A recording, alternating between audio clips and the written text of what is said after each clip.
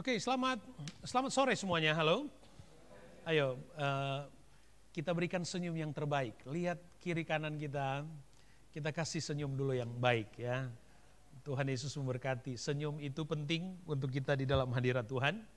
Itu adalah ekspresi yang terbaik untuk kita menyatakan kerinduan dan semangat kita ke hadapan Tuhan. Puji Tuhan, saudara yang kekasih di dalam Tuhan.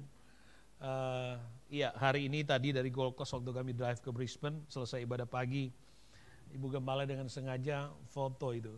Ya ini berapa panasnya, pas lihat digrinya 40 tadi ya. Panas banget saudara, tapi biarlah sejalan dengan semangatnya. Amin saudara, ya sejalan dengan semangatnya. Makanya harus cinta Tuhan ya, harus dekat dengan Tuhan. 40 derajat aja udah mulai ya. Gimana kalau ke sana? Makanya jangan ke sana. Oke. Saudara yang kekasih di dalam Tuhan, saya terus mengingatkan kepada kita semua bahwa kita memilih tema pelayanan, The Lord is my shepherd. Tuhan adalah gembalaku pada tahun ini. Dan saya ingin mengajak supaya kita terus menghidupkan ini di dalam pikiran kita, di seluruh aktivitas kita. Artinya dengan kita mengakui bahwa Tuhan adalah gembala yang baik, maka itu berarti kita mempercayakan sepenuhnya perjalanan hidup kita untuk dipimpin, untuk dibimbing oleh Tuhan. Kita juga percaya bahwa dengan menyerahkan hidup kita kepada penggembalaan Kristus, maka kita percaya Tuhan tahu apa yang terbaik dalam tujuan hidup kita. Ini dulu yang harus kita imani terus-menerus. Supaya kita tidak hidup hanya di dalam apa yang kita inginkan sejenak selama kita ada di dunia. Tapi keinginan dan hasrat kita bersama dengan Tuhan adalah sampai kepada kekekalan. Ya, sampai kepada kekekalan. Mari kita akan melihat satu pembacaan masih dalam sekitar tema kita. Yohanes pasal yang ke-10 ayatnya yang ke-27. Yohanes pasal yang ke-10 ayat yang ke-27. Saya memilih tema hari ini, mendengar suara gembalanya atau taat sebagai domba. Oke, Yohanes 10 ayat 27.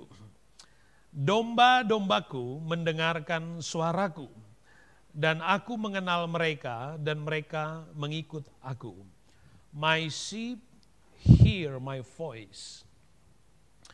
Saudara, kata hear di sini atau mendengarkan di sini mengandung dua pengertian. Yang pertama adalah memperhatikan apa yang dikatakan, dan yang kedua memahami atau menangkap makna dari apa yang dikatakan. Jadi itu bukan sekedar bunyi, lalu kemudian kita bereaksi terhadap sound atau bunyi itu sendiri. Tapi ketika Yesus berkata, domba-dombaku mendengarkan aku, maka makna atau arti dari kata mendengarkan adalah memperhatikan apa yang dikatakan. Lalu kemudian memahami sampai kita bisa menangkap apa maksudnya. Yesus berkata, domba-dombaku mendengarkan suaraku. Artinya Yesus mau menekankan bahwa domba-dombaku adalah mereka yang memperhatikan. Domba-dombaku adalah mereka yang memahami sampai mengerti apa yang dimaksud oleh Tuhan. Dan domba-dombaku dan aku mengenal mereka dan mereka mengikut aku. Kita sepakat, kita adalah domba-domba Kristus yang harus hidup dalam penggembalaan Kristus. Dan kita harus bertumbuh kepada kualitas mendengarkan suara gembala kita, gembala agung kita, yaitu Kristus Yesus Tuhan sendiri. Jadi kita tidak saja menjadi domba yang baik, domba yang manis, tapi kita harus menjadi domba yang sebenarnya, ya, domba yang sebenarnya. Ada makna yang bergeser jauh, ada serigala berbulu domba. Ya, ada yang seperti itu. Jadi dan makna-makna yang bergeser jauh. Tapi saya mau tekankan bahwa kita harus menjadi domba yang sebenarnya, tidak sekedar domba yang baik atau domba yang manis. Domba yang sebenarnya adalah domba yang mendengar. Atau dalam bahasa yang lebih sederhana dan umum, artinya domba yang dengar-dengaran. Amin, saudara? Halo? Domba yang dengar-dengaran dan yang mengikuti gembalanya. Itu makna yang penting yang harus kita hidupkan. Nah, kita sudah banyak belajar mengerti, bahkan dalam beberapa minggu dan ibadah Hope bahkan ya, kita dengar bagaimana kehidupan domba atau dari perspektif domba. Ya, Mario bicara tentang bahwa domba itu harus makan. Domba bukan cuma sekedar keren nampang doang. Domba itu harus makan supaya dia sehat. Ya, domba harus makan. Artinya bahwa domba atau kita sebagai domba, kita harus makan makanan rohani. Ya, kita harus makan makanan rohani. Kemudian di ibadah Hope, Yafta bicara tentang bahwa domba itu harus berkomunitas. Itu naturnya seperti itu. Ya, naturnya seperti itu. Become strong community, strong faith. Itu dari perspektif domba. Jadi menjadi domba yang sebenarnya adalah domba yang mengerti kebutuhannya. Saudara, setiap kali saya mempersiapkan firman, doa saya seperti ini. Tuhan, apa yang menjadi kehendak Tuhan dan apa yang menjadi kebutuhan jemaat, apa yang menjadi kebutuhan umat, itu selalu menjadi doa saya. Ya, minta Tuhan membimbing. Nah, menjadi domba yang sebenarnya saya percaya ini yang menjadi hal yang paling penting dari kehidupan kita sebagai orang percaya, sebagai domba-domba Kristus. Jadi domba yang sebenarnya. Tidak sekedar domba yang keren, tidak sekedar jadi domba yang baik, domba yang manis, tapi domba yang dengar-dengaran. Karena domba yang dengar-dengaran itu definisi Kristus. Dombaku mendengar suaraku. Dombaku mendengar. Ini menjadi penting sekali. Bahkan Yesus bicara sangat serius tentang hal ini. Domba atau menjadi dengar-dengaran. Kalau saudara membaca dalam Injil Matius pasal yang ke-13, mulai ayat yang ke-18 sampai ayat yang ke-23, kita akan temukan bagaimana Yesus bicara tentang perumpamaan. Saudara bisa baca sendiri di sana, ya.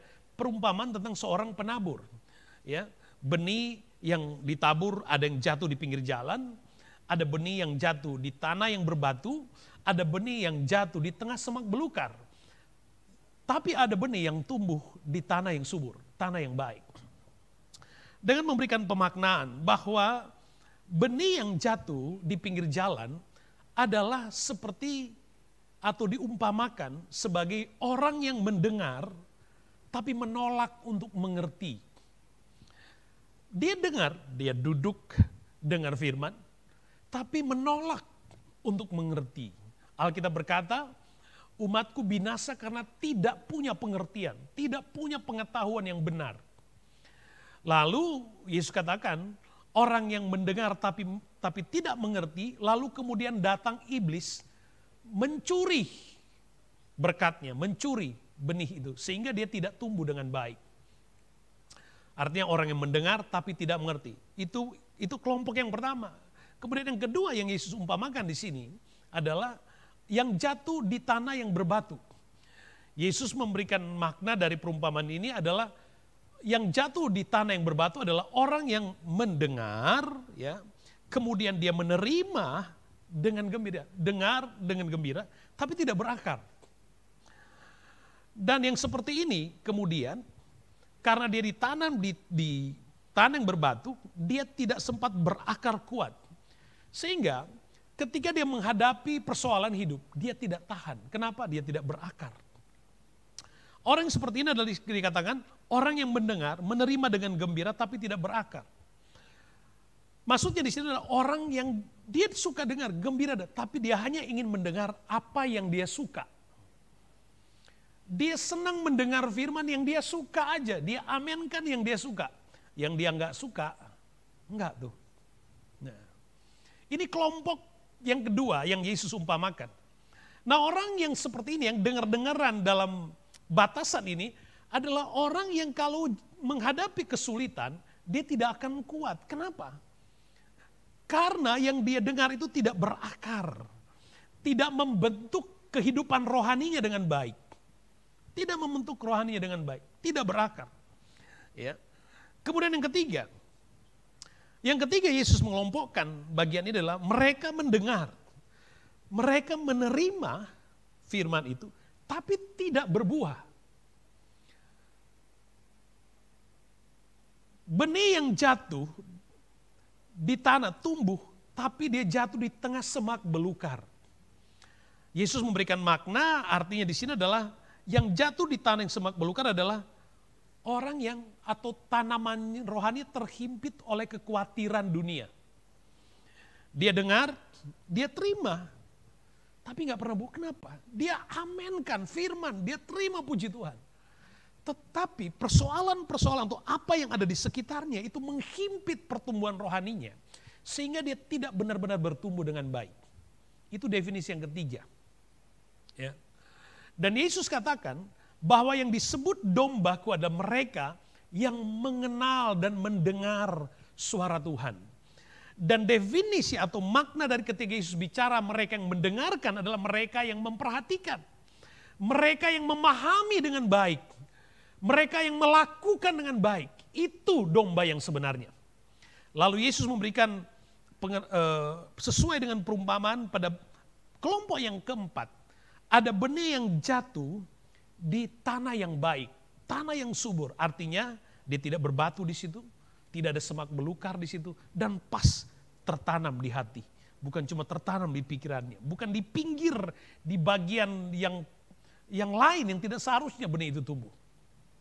Dan Yesus katakan, yang tumbuh di tanah yang baik adalah mereka yang mendengar, berbuah. Seperti tanaman yang tumbuh, lalu dia berbuah 30 kali lipat, 60 kali lipat, dan 100 kali lipat. Itu definisi dari mendengar. Itu yang Yesus maksudkan.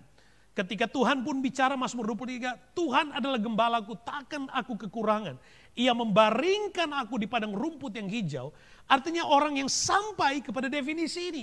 Yang mendengarkan, yang memperhatikan, yang memahami dengan baik. Sampai dia berbuah dengan baik.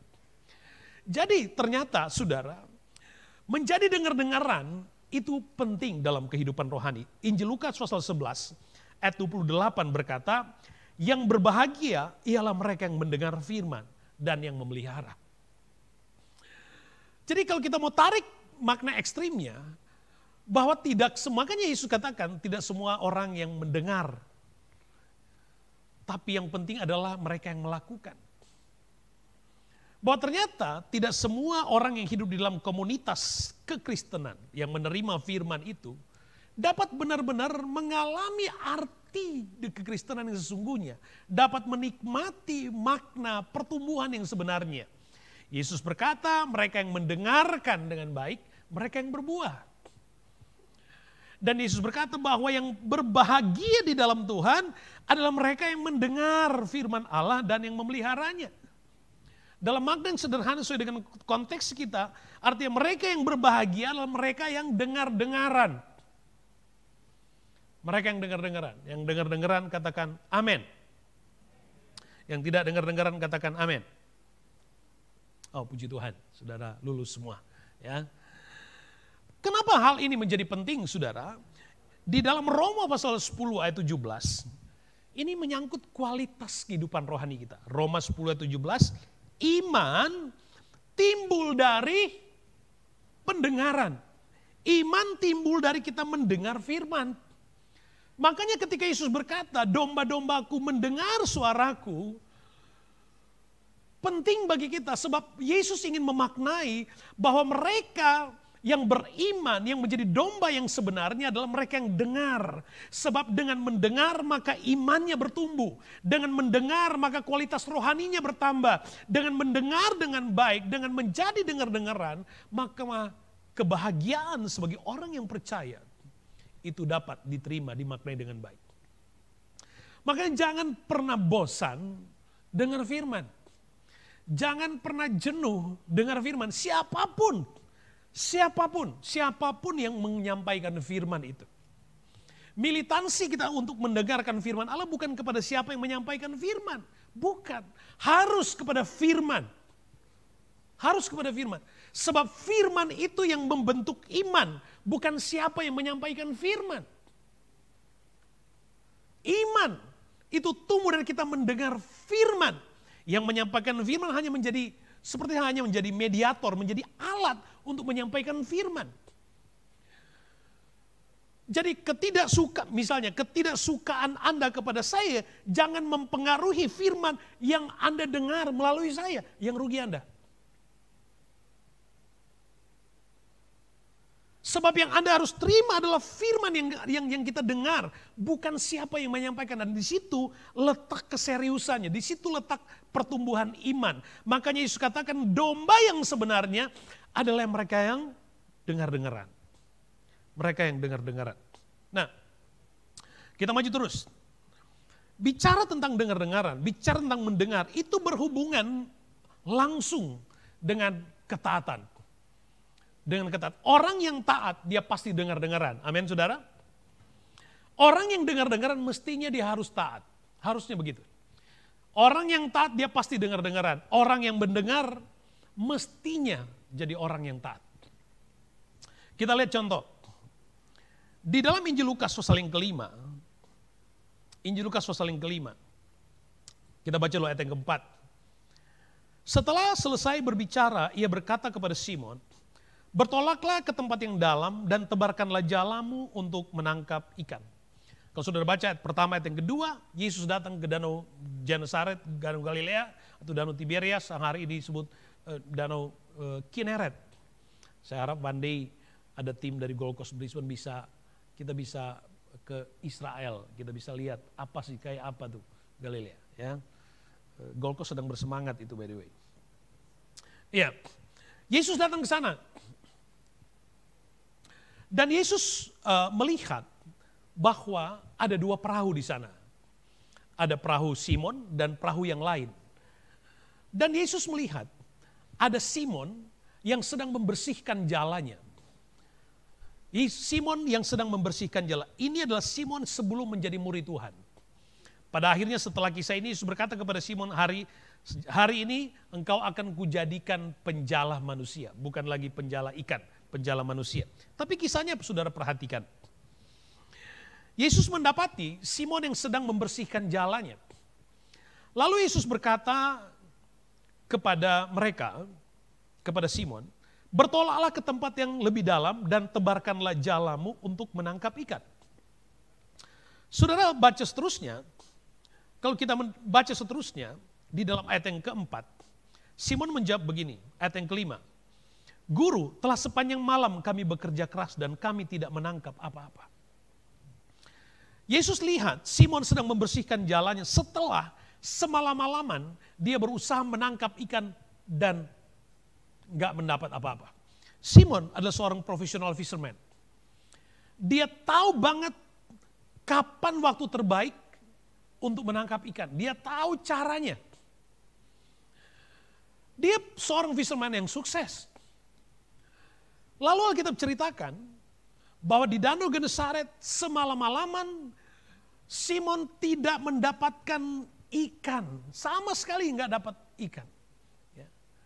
Pasti dia capek, bukan? Pasti dia kecewa, bukan? Dia pulang ke darat, bersihkan jala yang nggak dapat apa-apa. Lalu paginya Yesus katakan begini, Simon, tolakkan perahumu ke tempat yang lebih dalam. Simon jawab, Tuhan, sudah semalaman. Dalam bahasa kita, mungkin kalau Simon itu adalah kita akan jawab, Tuhan, udahlah nggak usah. Tadi malam saya dan teman-teman yang ahli menangkap ikan, kami nggak dapat apa-apa. Weathernya jelek, nggak ada ikan. Kami udah usaha nggak dapat apa-apa. Yesus bilang, tolakkan perahumu ke tempat yang lebih dalam.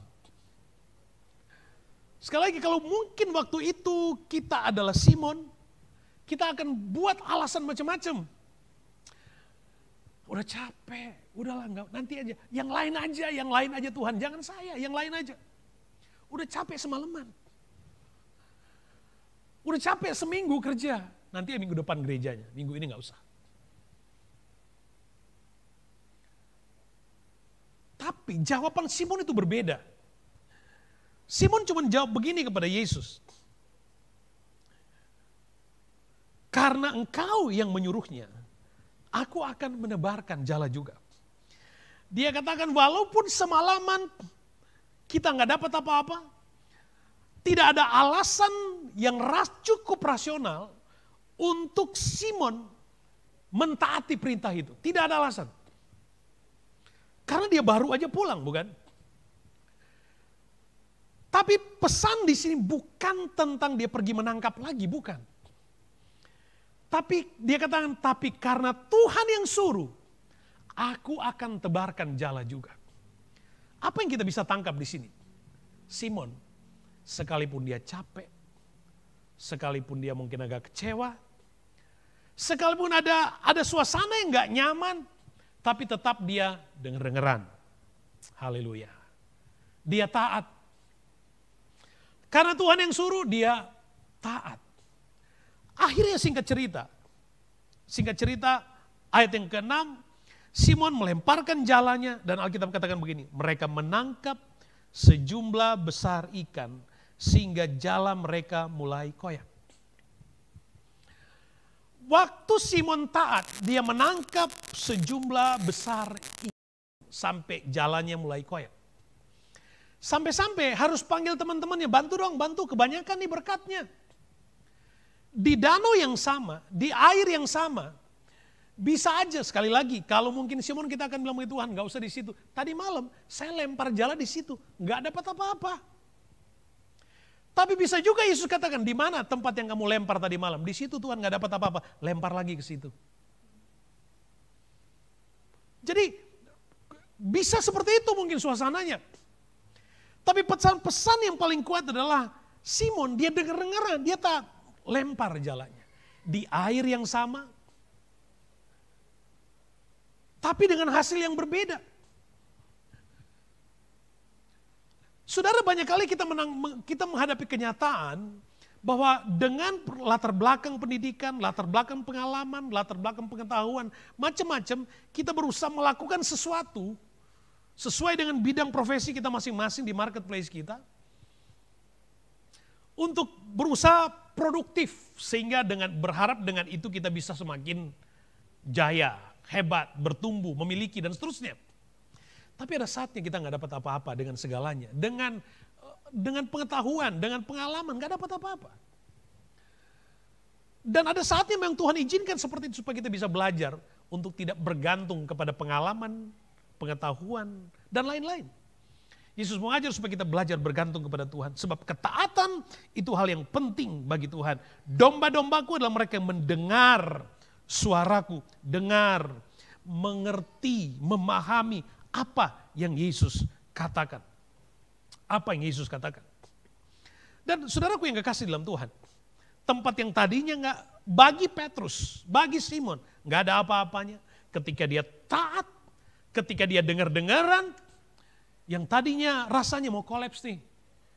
Company-nya mau kolaps nih. Tempat kerja saya ini mau kolaps nih. Tapi di situ Tuhan bisa hadirkan satu keadaan, justru Anda akan diberkati. Hanya Tuhan yang tahu. Dan Tuhan punya cara untuk mendidik kehidupan rohani kita. Itu waktu Simon belum jadi murid. Dan setelah itu Tuhan katakan, sejak hari ini engkau akan kujadikan penjala manusia. Lalu peristiwa setelah itu. Di Yohanes pasal yang ke-21, Yesus mati dan dibangkitkan. Yesus bangkit dari kematian. Setelah Yesus disalibkan, murid-muridnya itu tersebar. Ada yang kembali kepada profesinya, termasuk Simon dan teman-temannya.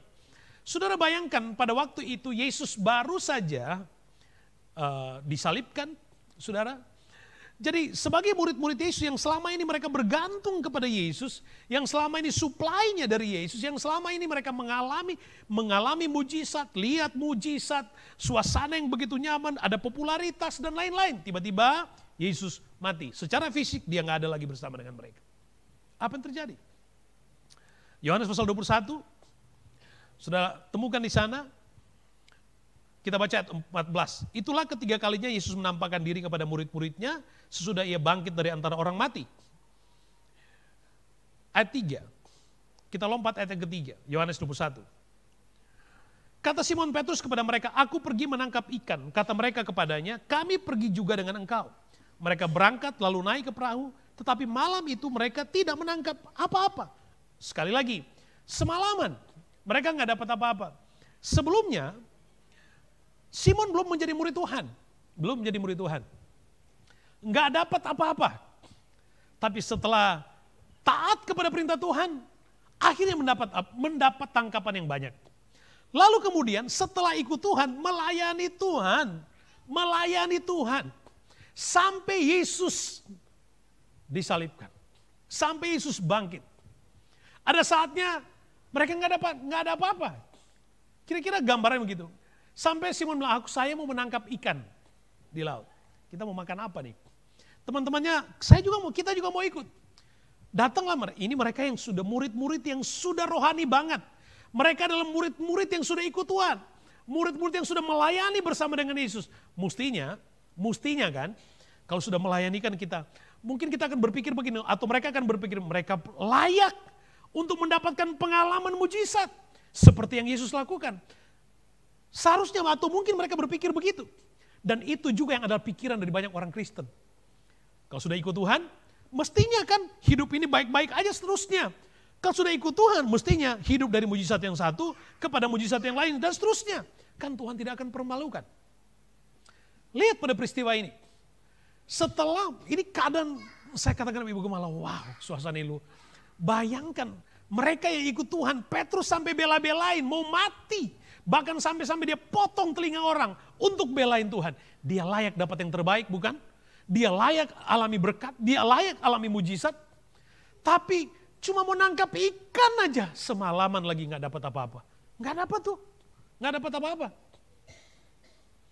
Lalu tiba-tiba Yesus datang, Yesus menampakkan diri, Yesus sudah bangkit. Ketiga kali Yesus menampakkan diri kepada mereka. Ayat 4, ketika hari mulai siang, Yesus berdiri di pantai, akan tapi murid-murid itu tidak tahu bahwa itu adalah Yesus. Ayat yang kelima, kata Yesus kepada mereka, hai anak-anakku, adakah kamu mempunyai lauk pauk? Jawab mereka, tidak ada. Saudara bayangkan, Simon Petrus, Yesus secara fisik nggak ada, lapar, nggak ada yang mau dimakan, ikan nggak ada lauk. Masih lagi Yesus datang. Kalian punya lauk pauk nggak? Kalian itu suasana yang sangat, Tuhan, di mana? Mungkin ini menjadi pertanyaan begitu banyak orang. Why Tuhan? Aku sudah ikut Tuhan. Aku sudah melayani Tuhan. Mana Tuhan? Aku sudah korbankan semuanya. Mana pertolongan Tuhan? Mana jawaban Tuhan? Mau tangkap ikan satu aja, nggak dapat. Masih lagi Yesus datang. Kalian punya makanan? Seolah-olah masih lagi dihadapkan dengan kewajiban untuk pekerjaan Tuhan, untuk pelayanan, untuk orang lain. Saudara, itu pikiran sangat melelahkan mungkin. Lalu, waktu Yesus katakan, kalian punya lauk pauk, punya ikan? Dan mereka katakan, enggak ada. Ada saatnya Tuhan mendidik dan melatih umat-umatnya. Sampai kita pada titik hanya akan bisa berkat Tuhan. Enggak ada lagi Tuhan. Enggak ada lagi, enggak bisa. Enggak ada lagi Tuhan. Untuk apa? Untuk mereka mengalami mujizat yang baru. Untuk mereka mengalami mujizat yang baru. Lalu ayat yang ke-6, maka Yesus berkata, tebarkan jalamu di sebelah kanan perahu, maka akan kamu peroleh. Mereka katakan enggak ada Tuhan. Lalu Yesus katakan, lemparkan jalamu di sebelah kanan. Spesifik tuh, sebelah kanan. Dengan teknologi perikanan waktu itu, perahu pun yang tidak semegah hari, masih menggunakan dayung. Pada umumnya mendayung itu di sebelah kanan. Pada umumnya orang mendayung dari sebelah kanan. Sehingga ikan cenderung mendekat perahu dari sebelah kiri. Karena di sebelah kanan itu ada dayung. Ikan akan terganggu, dipikulnya mau mengganggu. Jadi waktu ikan schooling itu dia nggak ke sebelah kanan perahu, ke sebelah kiri. Waktu Yesus katakan, Simon lemparkan jalamu ke sebelah kanan. Simon mungkin dia bisa ngomong gitu, Tuhan, biasanya sebelah kiri. Di sebelah kiri itu yang dapat ikan. Biasanya begitu. Tapi bisa saja mungkin Yesus bilang begini, Iya, tapi kan kalian sudah coba semalaman sebelah kiri nggak dapat apa-apa bukan? Kalian udah coba toh semalaman di sebelah kiri, tapi nggak dapat apa-apa. Lalu Yesus katakan sebelah kanan. Dan mereka lempar itu jala. Di sebelah kanan, di tempat yang tidak biasanya.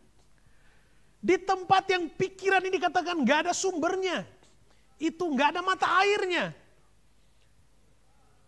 Di tempat itu, Yesus katakan lempar ke tempat yang orang pikir nggak subur.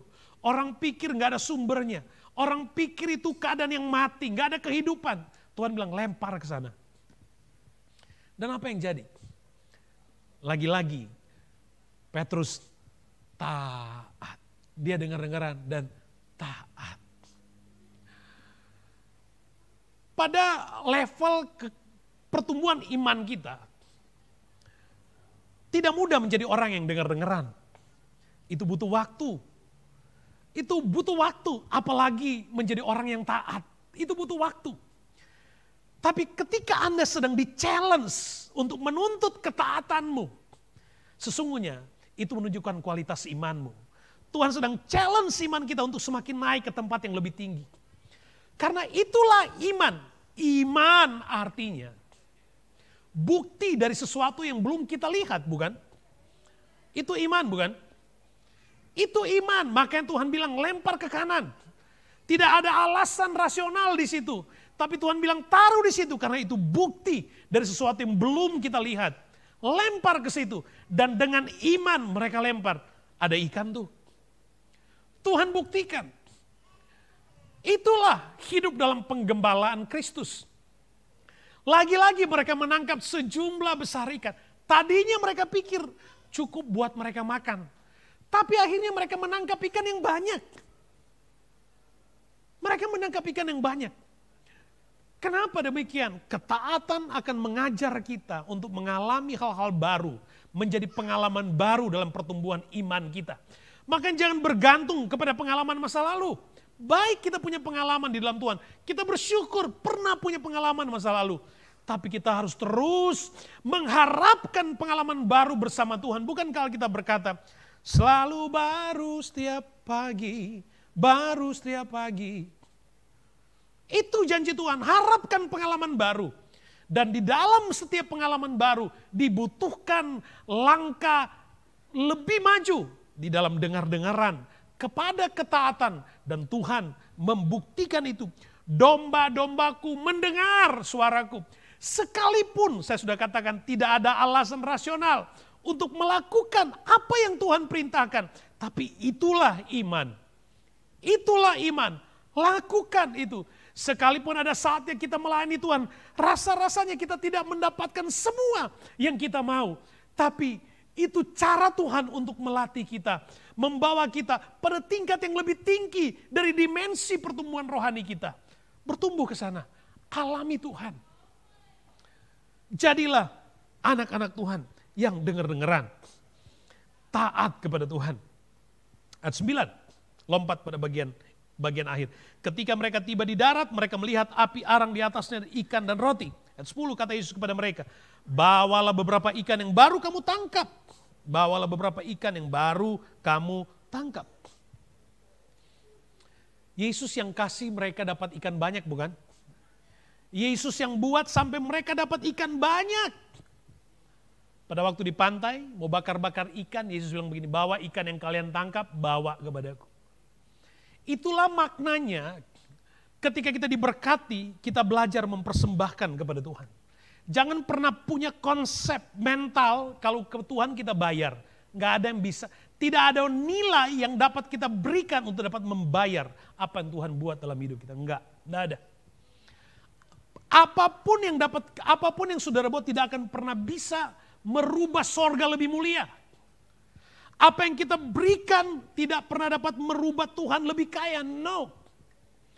Saya suka istilahnya salah seorang hamba Tuhan. Dia katakan begini, Tuhan jual 1 bintang aja. Gak ada satu manusia bisa beli. Jadi waktu bagian Tuhan katakan, bawa ikan yang kamu tangkap. Berkatmu, Tuhan berkati Anda bukan untuk diri sendiri. Tuhan melatih murid-murid ketika Anda diberkati bawa persembahan kepada Tuhan. Bukan bayar, bawa persembahan. Itulah konsepnya Anda bawa persembahan ke gereja, bawa misi ke gereja, bawa persepuluhan yang sudah kerja, anak-anak muda belajar. Itu mempersembahkan, meletakkan korban. Saudara, kembali sebagai domba. Saudara tahu nggak? Domba, kalau bulunya tidak dicukur, dia akan mati. Dia akan mati. Domba itu sensitif temperaturnya, sensitif. Dia tidak boleh terlalu panas. Saya sudah katakan, kita pakai wol aja panasnya minta ampun. Bayangin domba yang... Makanya dia harus, bulunya harus dipotong. Untuk apa? Supaya domba itu sehat dan tumbuh bulu yang baru. Sebab kalau bulu yang lama tidak dipotong, itu akan menyebabkan penyakit. Dan dia bisa mati karena penyakit. Makanya Tuhan mengajar, melatih anak Tuhan untuk belajar. Anda diberkati, berkati orang lain. Berkati saudaramu, keluargamu. Berkati pekerjaan Tuhan, berkati hamba-hamba Tuhan. Lakukan perintah Tuhan itu supaya tumbuh bulu yang baru. Ada berkat yang fresh, yang baru. Itu maksud Tuhan. Itu domba. Itu domba. Anda diberkati. Saudaraku yang kasih, saya selalu memberikan perumpamaan bahwa kita harus, apapun yang Anda punya harus hidup untuk kemuliaan Tuhan. Kita senang, kita puji Tuhan ada di negara yang aman, jauh dari konflik, jauh dari bencana alam, iya kan? At least sampai hari ini. Kita baru aja digoncangkan dengan peristiwa di Turki, di Syria yang sudah mendekati 20 ribuan atau sudah lebih yang meninggal. Ada orang sukses tuh di sana, ada orang kaya raya tuh di sana yang sedang menikmati hidupnya, tiba-tiba bangunan ambruk. Mau diapain? Mau diapain yang Anda punya? Makanya hidup ini harus berarti untuk Tuhan. Itu domba yang sebenarnya itu. Domba yang dengar-dengaran, domba yang taat. Domba yang sebenarnya adalah domba yang mengerti bagaimana dia mempersembahkan apa yang Tuhan sudah berikan dalam hidupnya. Itu maksudnya. Jadi domba. Supaya jadi domba yang sehat. Domba yang terus mengalami mujizat yang baru. Mujizat yang baru. Kembali kepada ayat awal kita. Yohanes 10 ayat 27. Domba-dombaku mendengarkan suaraku. Dan aku kenal mereka. Kenapa Tuhan kenal? Karena mereka memperhatikan dengan baik. Tuhan kenal. Sebab saya sudah katakan tadi, tidak semua orang yang mendengarkan firman Allah yang akan masuk ke dalam kerajaan Allah. Tapi mereka yang melakukan. Makanya Yesus katakan, domba-dombaku mendengarkan suaraku, aku mengenal mereka, dan mereka mengikut aku. Mengikut, enggak jadi penonton saja, tapi mengikut Tuhan. Mengikut Yesus keputusanku. Mengikut Yesus keputusanku. Ku tak gentar ikut Tuhan. Itu maksudnya. Ya, kita harus jadi domba yang dengar-dengaran, domba yang taat, karena itulah nilai sampai Tuhan bisa berkata, aku mengenalmu. Aku mengenalmu. Dan mereka mengikuti aku. My sheep hear my voice, and I know them, and they follow me. Itu yang penting dalam pertumbuhan iman kita. Tahun 2023. Dengan keadaan yang kita nggak tahu, tapi mari kita mengikut Tuhan dengan iman. Kalau Tuhan katakan bertolak ke tempat yang lebih dalam, tolak perahumu ke tempat yang lebih dalam. Tuhan bilang lempar jalamu ke sebelah kanan, ke tempat yang bagi pikiran kita nggak ada alasan untuk tapi taat aja, dengar-dengaran aja. Dengan dengar-dengaran, taat, kita menuai berkat, kita menuai mujizat Tuhan. Haleluya, amin. Jadi domba yang sebenarnya. Kita bangkit berdiri. Tuhan Yesus baik. Pemain musik, maju ke depan.